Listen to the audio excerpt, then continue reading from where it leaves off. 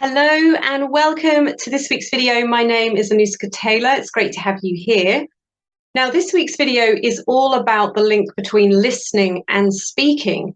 And actually, when we can become a greater listener, we can actually become a greater speaker. So I've been reading a few different things about this recently, so I thought I would actually do a video on this because I find this quite interesting. First of all, I think we do live in a world, particularly now, but it's always been the way, where we're not very good at listening to others. And obviously now we're all distracted by our mobile phones and we're always texting and WhatsApping and scrolling and looking at all kinds of stuff. But also whether we're reading, whether we're watching TV, whether we're just busy and distracted all the time when people are trying to talk to us. Another thing as well is that often we are half listening to someone, but also preparing what we're going to say when they stop talking. So obviously, if we're thinking about what we're going to say, we're not really listening to that person. And then, of course, there's people that just literally talk over you and interrupt what you're saying. Now, I think we can all fall into one of these categories to a lesser or greater extent. So it's not about beating yourself up, because I do think this is partly human nature. But I think it's about bringing more awareness to this and starting to connect your ability to listen with your ability to actually be the greatest speaker that you can be. So one of the things I hear as a voice coach, and particularly because I bring in the Jungian psychology into what I do, is often people will say to me they don't feel heard and people don't listen to them. Now, from my perspective, one of the first questions I would encourage you to ask yourself, if this is something that you perceive in the world, is how fully do I actually listen to people? Because if we perceive people aren't listening to us, the chances are we are not really listening to other people. And we don't really want to take that kind of responsibility because it's easier to blame someone else. But we have to be really honest with ourselves and say, okay, well, where do I not listen to people? It may not be with that exact person, but it may be in another area of your life where you don't really listen to people, or maybe you talk over people. But another part of this too is, and something that I feel that I have fallen into in the past, is I've always seen myself as a good listener. And I've always attracted people who like to tell me their stories and their woes and their problems. And I used to feel quite good about that. You know, I was the person that I used to hear this all the time. You're such a great listener, Anuska. You're really present. You're not fiddling around on your phone when I'm talking to you. But what I realized through my own work and my own deeper psychology work was that actually there was an attachment there for me. And this is what I encourage you to look at. So if you perceive yourself to be a great listener, but you're still getting triggered by people not listening to you, or you're attracting people that just don't have a capacity to actually listen to you, then you have to look at, where am I attached to this? Yes, I'm listening, but am I listening to people from a pure, true place? Or like in my case, which I didn't realize for a long time until I did the sort of the Jungian psychology work, was I was actually attached to people liking me. So if I'm a great listener, people want to be around me, people want to talk to me, they want to share their problems because people like to be heard. So I realized that the reason I was triggered was because I was actually attached to it. It wasn't coming from a pure place.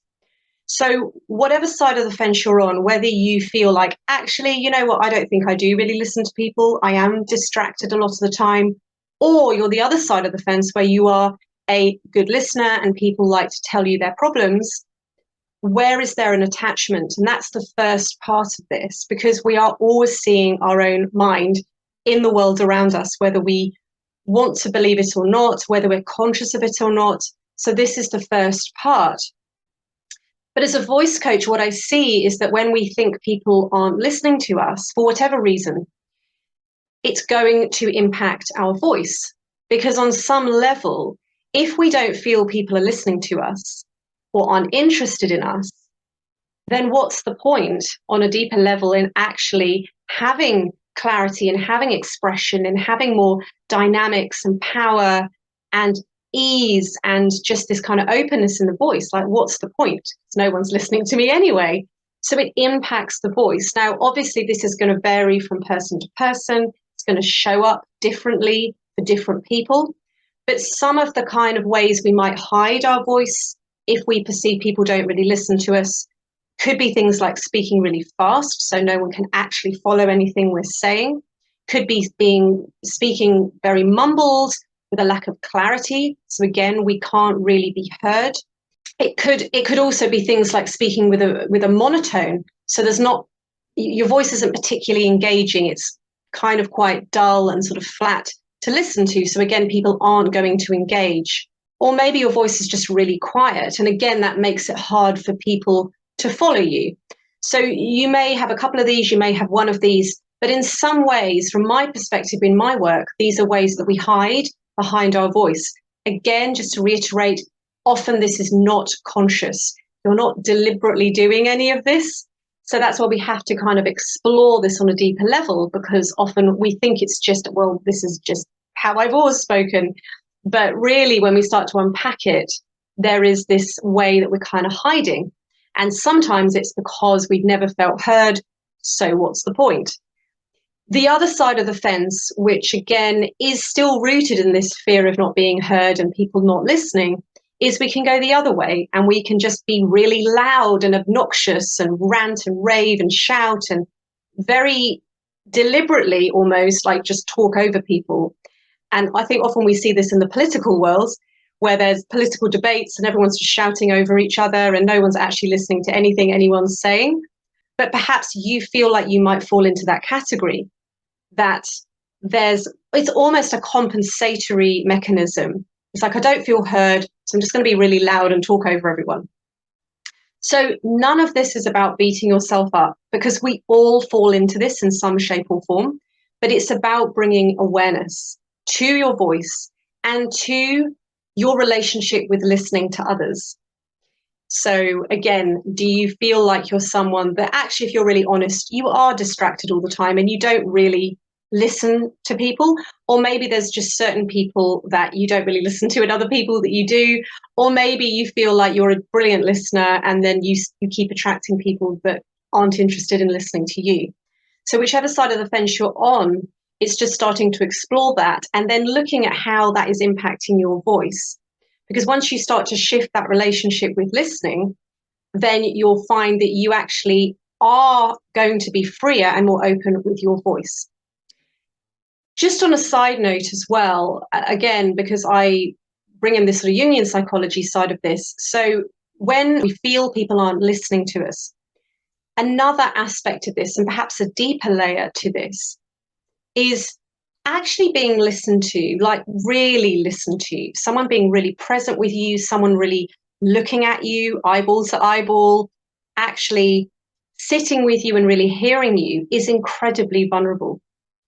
And so sometimes when we feel we're not heard, and we perhaps would agree that there's a part of us that doesn't really listen to people, or even that we just attract people, like in my case, people that just like to talk at me. That has always been my thing. I just always attracted people that liked talking at me about their problems. There is an element of that that is about avoiding vulnerability and intimacy. And again, this is another layer to this, because really, truly being seen and being heard is incredibly vulnerable. And there's something that we all fear on the deepest level from an ego perspective, is being truly vulnerable with another person. So again, we have to explore this too, because actually, if someone were to really listen to you and really hear you, maybe the thought of that is actually really scary. Because obviously, when we are really vulnerable and we're sharing our heart and our soul with another person and they're listening to us, they're listening to what we're saying. And so therefore, it's easier for them to criticize what we're saying or pick us apart, or, well, you said this and you don't do this. And so it's just much, much, much more vulnerable. So we just have to sort of check in with ourselves. Where are we with this? And perhaps there have been moments where we have really felt heard and it has felt very vulnerable. And maybe there's a little part of us that thought, oh no, this is too scary. And so then it becomes easier to be in this dynamic of, I don't really use my voice so I can be heard, and I attract people that don't really listen to me. Because then if I stay in that dynamic, I never have to really be that vulnerable with anyone. I can stay kind of safe, emotionally speaking.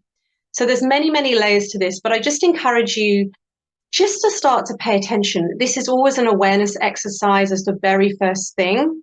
Start to notice over the next kind of 24, 48 hours. How engaged am I when people speak to me? Am I on my phone? Am I reading a book, newspaper?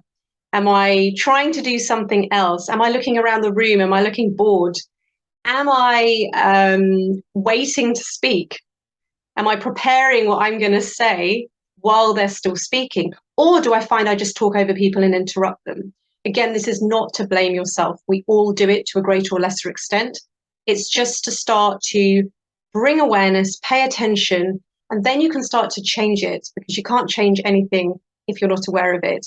And I promise you that the greater you become as a true active listener from a pure place of I genuinely want to listen to this person versus I'm doing it for some sort of attachment, then your voice could really start to open and be free and truly heard, because there's no fear now in expressing yourself in the fullest way.